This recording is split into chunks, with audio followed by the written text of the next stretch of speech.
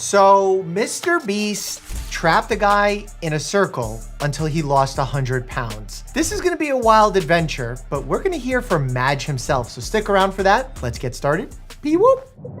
I'm not gonna lie, hearing about this concept for the very first time when I heard about it, I'm concerned because you wanna actually help the person get to a healthy weight in a healthy way. You also wanna make sure you're sending the correct signal to the world about what is the healthy way to lose weight. And we've seen with prior weight loss shows like The Biggest Loser, where people crash dieted down to a ridiculous weight only to have regained the weight because they didn't actually instill healthy habits in them. So I'm curious how this will go. I'm skeptical, worried, but optimistic.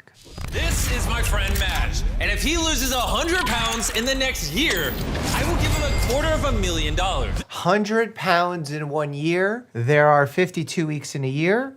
2 pounds a week. It's a lot, it's fast, but I wouldn't categorize this as the most extreme form of weight loss. What do I want for breakfast? Ooh, you know what? Could make an omelet. Going from PB&J's, energy drinks. Wait, he has his own supermarket? That's really cool. It is. First breakfast of many. I wonder if he's making these choices himself because what's on the plate there looks extremely healthy. They look like they're good choices, but it's not just about getting the right micronutrients and macronutrients. It's also about making sure the caloric numbers are correct because the calories represent energy. So you can eat healthy, but if you overconsume calories, that's not gonna help you lose weight. He just started working out and I think he's already going to bed. I mean, he's doing 135 on an incline bench. That's not easy. That's tough for a lot of people. I think it's hitting him just how hard this is gonna be, which is why we got him a trainer. I'm gonna go introduce him. This is your personal trainer, Coach Wall. You're about to get me shredded, huh? Yes, sir. About to lose this belly? Yep. He seems excited. For the first time in his life, he was learning how to eat healthy. Coach cooking today. He's teaching me how to grill. That's good, right? That's so good. The plan your trainer laid out for you. You've been completing up to 18,000 steps per day. I have a love-hate relationship with step counters because some people take it too far. I think locking in on the steps per day can perhaps create a toxic relationship with exercise. Just in general, staying mobile and then perhaps logging your miles, your weight training, things that are perhaps higher intensity, I feel like is a better strategy. Lifting 5 days a week. Correct. And you've only been eating 2,500 calories a day? Eating 2,500 calories a day for him and his size, I don't remember exactly his weight, is definitely at a deficit. So he's gonna be losing weight, especially if he's exercising on top of it. So you gotta make sure you're consuming your proteins there. And now it's time for your first monthly weigh-in. Single weigh-ins are not incredibly useful. I get why Jimmy's doing this for the video, but your weight will fluctuate and it will fluctuate based on many factors, how much exercise you did, your water status, the food you consumed before, stress levels, microbiome changes. So I like getting an average taken at the same time over the course of a couple of days or maybe several days. That way you get a sense of where the trend is going. You lost 20 pounds! What? Yeah! So 20 pounds in 30 days is quick. That being said, he may have weighed in very bloated, very heavy after a large meal at the end of a day. All those factors are gonna play a big role on that first weight loss. Your first challenge is on day 60. After your second monthly weigh-in, For every push-up you can do, I will add $1,000 to the prize pool. so if you do 100 push-ups, I'll give you $100,000. Wow, straight 100 push-ups is gonna be hard at that weight. If I'm trying to get better at push-ups, I would start a progression where you're starting perhaps on your knees in order to be able to get the maximum number of reps in before muscle failure. I mean, if you're doing 10 and you're failing, that's gonna be not only demotivating, but not allowing you to get a little bit of cardio workout there as well. All right, first smoothie ever. Literally first smoothie that I have ever made in my entire life. Protein scoop. Whey protein is a good way to increase someone's protein intake without adding calories. The thing with smoothies, and juice is probably worse than smoothies, is you can easily overconsume fruit. Like if you're trying to make a orange juice in a glass, it's conceivable that you use so many oranges that now your sugar intake is absolutely through the roof. I prefer to eat the fruit, and there is something to be said about the act of chewing. The act of chewing impacts how your body metabolizes those ingredients. And when you're thinking about benefits of fruits, you're thinking about fruits that have high fiber content. So ideally you want to shift to berries. They have a little bit lower sugar content, better fiber profile. So that's a direction I want to go into. Now, pushing your body to its limits every single day isn't healthy. So we made sure Madge took rest days and got weekly checkups from a doctor monitoring his progress. Oh, that's awesome that they're thinking that far ahead. I was actually kind of worried about that because rest days are absolutely crucial, and you should have variations in your intensity in your training. Like for example, if you're trying to run faster, you want to have times where you're doing tempo runs a little bit quicker. You want to have endurance runs. You want to have days where you're just walking and you're having recovery days. And then there's a day where you just shut it all off and don't do anything. $1,000, $2,000, $3,000. God, Jimmy, stop with the money. I will say that's really motivational, probably. 31, 32, 32. Ah! I would have given him that 32.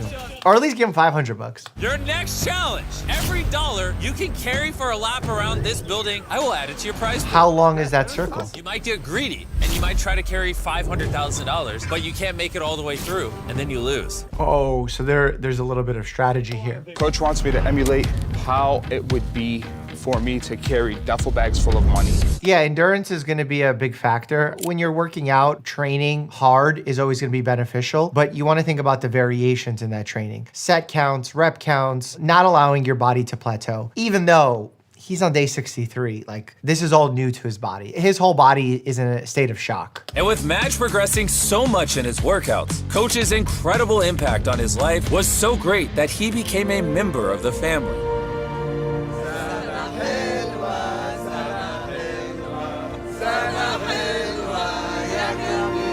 And because their bond was so powerful, what came next was the worst thing that's ever happened in one of my videos. I did hear about this, and this is tough because I don't know a lot of the details, but I've seen the headlines. Hey, how's it going? Hello, right? Yeah.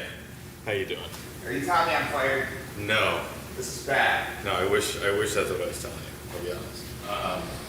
But I do have really unfortunate news. I hate to be the first to tell you this. Coach Wall was found dead in the park yesterday.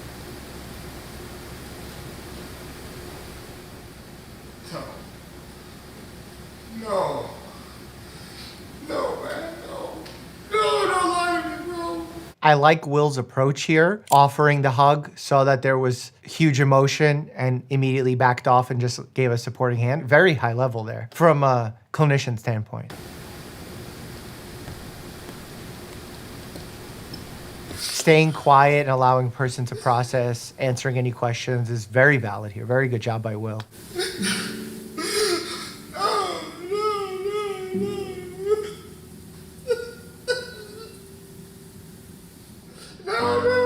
gotta be a joke, bro. There's no way. Bro, there's no way. You also have to take into consideration that he's been living in isolation and only seeing his coach. That's heavy to develop that sort of bond with someone and lose a loved one. The loss of a loved one is actually called bereavement. Your reaction to that bereavement is called grief. I have to really remind not just my patients, but you at home that bereavement and the grief that comes after bereavement is not a psychiatric condition. It can become one in that it can create a condition known as prolonged grief disorder, but on its own, it's part of normal living and dying. So it's not mandatory to do psychotherapy, counseling, medications during an acute grief episode. Just being surrounded by family, loved ones, if you're religious, some kind of clergy, perhaps a supportive clinician could help, but necessarily needing psychiatric or psychological support is not mandatory in the majority of cases. We are resilient to this. Over the next few days, visitors poured in to help process his grief while he contemplated the decision of continuing or stopping this video. Again, I don't know his previous psychological and psychiatric history, but being alone in isolation and losing weight is a high stress state. Imagine you're eating at a caloric deficit, so huge stress on the body. You're isolated from your loved ones, huge stress on the mind and body. And now you're going through this tremendous loss that can predispose all sorts of psychiatric conditions to flare up, from PTSD, major depressive disorder, anxiety disorders like generalized anxiety disorder, amongst others. We're not pulling the plug on this. Yeah? I can't let him down. I'm doing this for myself, and now it's for Coach too. You know, I told you I saw some headlines about the death of this coach, and I actually asked Jimmy about it. He told me that the family wanted to keep it private, but somehow Newsweek was able to find out that there was an accidental death due to a substance being found in the blood, kratom, an illicit drug that people use for a variety of reasons to feel better. It has opioid-like effects, but that's why you got to be very careful using illicit substances, and why very often you'll hear me decry any kind of drug use on the channel. To honor his mentor and friend, Coach Wall, Madge refused to take on another trainer for his next challenge. I understand why he's doing that, but I would encourage him to keep a trainer, because you want to make sure you're not hurting yourself. And it's very easy during an emotional time like this to actually hurt yourself. 100 days ago, Madge weighed 324 pounds. And now, let's see what he weighs. You've lost over 50 pounds! It's so awkward going from that darkness to now this very lighthearted happiness. Let's see how much money Madge can carry. We have $100,000 that you can win. You can carry as much or as little as you want, but if you drop any of it, you walk away with nothing. You know, I don't know the right way to have covered this video. You want to be respectful to the family. You want to commemorate the person, but man, this is so heavy. Let's go, man. All right, he's off. Come on, Madge, you got this. All right, he's cooking. Bro, he is running with that thing. $40,000. How much time does he have? He can go as long as he needs. He just can't set it down. You need a break? You can just put the money down. No break. Yeah. Keep going, keep going. 3/4 of the way. And then Jimmy's whole thing is to demotivate him and make it harder. What role are you playing here, Jimmy? Pick one. You're almost there. Less than 10 steps. Cross it. Your prize pool has now increased to $321,000. In Deal or No Deal, as an example, they have the banker who's clearly the villain in the situation. I don't know what Jimmy's role is in these videos. Is he cheering people on to earn the most amount of money? Is he trying to discourage them to lose? I don't know where he fits in this whole scheme of gamifying everything. For our next challenge, if you can do a mile in under 8 minutes and 30 seconds, half of your 1 mile time at the start of the challenge, I'll add another $25,000 to your prize pool. This is strictly cardio, something that I only do 2 times a week, and the cardio that I do 2 times a week isn't even this. Yeah, I think in a situation like this, you need to gradually work your way up, because it's really easy when you're overweight and you're starting to put pressure on your joints by doing something that's new to you. You can get hurt very fast. Even just the strain that you put on your bones, the bones will hurt. When we started this video, it took you 17 minutes to run a mile. And now, 130 days later, You must do it in under 8 minutes and 30 seconds. I mean, he's lost a tremendous amount of weight over 4 months in. 8:30 is tough for someone who's never ran before, but I think he's been consistently training. I think he's gonna be able to do it. go! 25 grand on the line. Let's see if he can do it. Let's go! I wonder if he has a watch on to be able to know his pace. Go! Oh! You did it in 8 Well minutes and 4 done. seconds. Coach Wall, he shows up for me every day. I show up for him every day. That's a great coping mechanism exhibited there. Keeping someone alive in your memory is very important. When you started, you were able to dead hang for 6 seconds. In exactly 30 days, for every second you can hang, I will give you $1,000. Get out of here. Hang is really hard. You need to work your grip strength up, and you need to be careful because it's very easy to develop golfer's elbow. And I know hanging has nothing to do with golf. It's just our very weird name for medial epicondylitis, which is inflammation on the interior or inside portion of your elbow. And when I started doing dead hangs, I actually developed really bad medial epicondylitis, so much so that I ended up going to get acupuncture. And off the first session, I got like 80% relief, which shocked me because I didn't think it would work. But then I was like, you know what, let me go for the second session. It's gonna get better. Went for the second session, hit a nerve. My My hand, every time I extended my arm, felt like it was on fire. And then it led to a disastrous doctor's visit with this really shady doctor that I'm gonna link that video down below because you need to watch it just to be careful not to fall victim to some of these shady doctors and practitioners out here. All that is to say, dead hangs got me there. I brought someone who literally trains bodybuilders. This guy has a degree in biochemistry and is the smartest fitness influencer I could find, Jeff Nippard. Let's go! I mean, you gotta start slow. Some people will just do basic cable exercises in order to get them there, but you can get attachments to the pull-up bar, like let's say resistance bands, things that can take off some of your weight to allow you to get comfortable with the motion and then work your way up from there. Take your grip. Okay. Oh, there you go. There's the resistance bands we were talking about. And he's doing wide grip pull-ups too. You just gotta be careful, because if that thing snaps, in only 3 days, Jeff really helped Madge improve his dead hang. bent over ropes are good. Looking good for my bank account. This guy is an animal. Again, you gotta be really careful to not overdo it there. It's very easy to overdo it. This is not a huge muscle group. This isn't squatting, this isn't deadlifting. This is a very small set of muscles. And using chalk there is not gonna improve grip strength. And before you get mad, it's gonna improve grip performance because the chalk, absorbs some of that moisture, so less likely to slip, but it also improves friction. So when you create friction, you get better grip performance, not grip strength. I guess you could say you end up having a stronger grip, but it's really about the performance. 100 feet in the sky. Of course he has to do it 100 feet in the sky. Here we go, man. All right, the time. He looks like he's getting in great shape. 5 seconds. Hey, Madge, look down. Look down. Oh my gosh, does that scare you? Not at all. Oh my, wait, get a shot of this. This is real. This is real. The zoomed out camera shots didn't get me there, but that one's real. Oh, he just dropped. A minute and 1 second. Oh my God, the entire platform. Oh. 6 seconds to 60 seconds. That's 10x!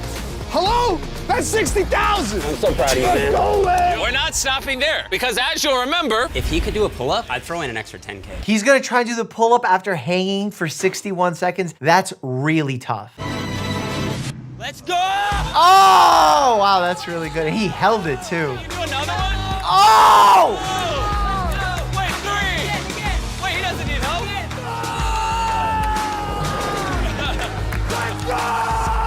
I have the clothes that I wore when I first got in here. I'm gonna try them on. Yeah, so, people looking at the scale sometimes will miss things because when you're putting on muscle and the weight is not changing on the scale, you might get sad. But if you look at your clothing and the way clothes fit and you start seeing musculature replacing the fat, you might start realizing, oh wow, the weight might not have changed drastically, but what my body is made of has. And that's really, really important. I hate to be like some of these podcast bros, they're like, muscle is the longevity tool. And like, it kind of is.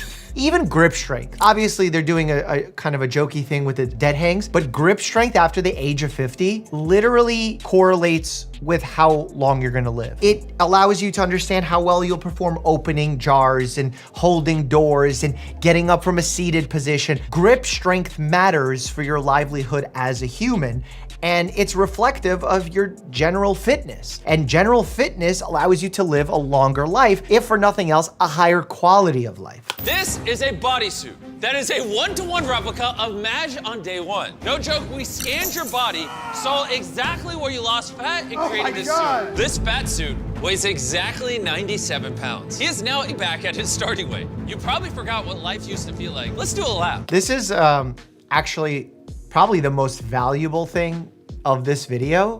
Some people might find this silly, but I think it's valuable to show the quality of life improvement you get with weight loss. I've been accused of being fat phobic before on Reddit, on YouTube, because we talked about weight loss, we talked about bariatric surgery, Ozempic. People think it's because I'm fat phobic. No, it's because carrying fat to an excessive degree, like he clearly was when he started this competition, is not just shortening your lifespan, it's ruining your quality of life. And as a result, it becomes less pleasurable to do things. It becomes less valuable to participate in social activities. You start feeling negatively about yourself, and slowly your world starts closing in. And we know the antithesis to happiness is loneliness. Over these 6 months, Matt slashed his daily caloric intake by 600 calories, decreased his fat mass by over 50%. I would have loved to see what his nutrition side of things was like, because we know the calories, but I would love to see what he was actually consuming. It's just making sure that he was eating healthy. And I think that would have been the better takeaway here, because it looks like he exercised off these 100 pounds. And the reality is the weight loss comes from the food, or from the lack thereof, but while consuming the right amount of food and exercising. Because while exercise won't be the primary driver of weight loss, it will be a primary driver of a lot of other healthy factors in your life. According to his doctor, if he keeps this up, he will have extended his lifespan by around 5 years. Oh, why do we do this? I'm not arguing that he extended his life, but the idea that we can quantify it like this, it's just not well validated enough to say he extended his life by 5 years, but another person who does this did 6 years. Like, I don't understand how that judgment is called. I gathered all your best friends, even David Letterman. David Letterman! What is David Letterman doing in this?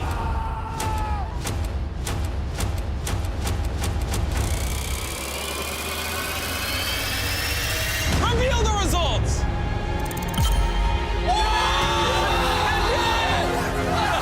David Letterman's like, what has my career come to? You know, without Coach Wall, I wouldn't have been able to do this. And he said it would be so cool that we get to do this together. And today's that day that we get to do this together, man. Thank you guys for watching. Well, that's a great ending. How about we talk to Madge himself? What's up, sir? What's up, handsome? I gotta say handsome to you, Mr. I lost a ton of weight. Dude, that picture of you going like this, that deserves to be in a boxing showdown poster. You're hilarious, bro. I always say patients are the experts in their conditions or experts of their experiences. You being an expert in losing 100 pounds. Tell the audience, what's one tip you would give to somebody as someone who's done it? What should they do? There's 4 pillars: sleep, nutrition, hydration, and physical activity. Physical activity doesn't necessarily have to be like actual strength training, but steps. Hydration, drinking a gallon of water a day. That's what I was doing. Sleep is 8 to 10 hours. And nutrition is just understanding what you're putting in your body. It is a little pricey to be healthy, but vegetables is a good source. You know, and then just the proteins, really. You don't have to be super fancy. Even if I don't hit the gym, it's just being mindful and intentional about what I'm putting into my body. What's the weight at now? Have you stayed consistent? Have you lost more weight? Have you gained some weight back? I ended at 222, and now I'm at 219. So nice. just a few pounds down. I don't think I will ever rebound. You know, like losing my dad is one of those things where you rebound, and then losing Coach, and I had every reason to rebound. I literally had every reason to get out of the circle and stop my journey and stop my challenge, but he literally built me up for it. He just wanted me to be the best version of myself, you know, and hopefully I'll continue to make him proud, because it isn't just me. You know, without Coach Wall, there wouldn't be this Mej standing in front of you. What is one tip that you could give to someone that is trying to attempt to lose weight? I think the most important thing, and this goes even further than losing weight, get a primary care doctor that you vibe with. They can help you separate fact from fiction when you read stuff online, because there's so much BS on social media. They can better guide you to what works best for you based on your medical history, your medical conditions, and most importantly, they can make sure that you're doing it in a healthy, sustainable way. So find a good primary care doctor, invest in that. God bless you, bro. That's awesome. Seriously. I mentioned it earlier, but here's a video of the worst doctor experience I ever had as a patient. Click here, check that out. As always, stay happy and healthy.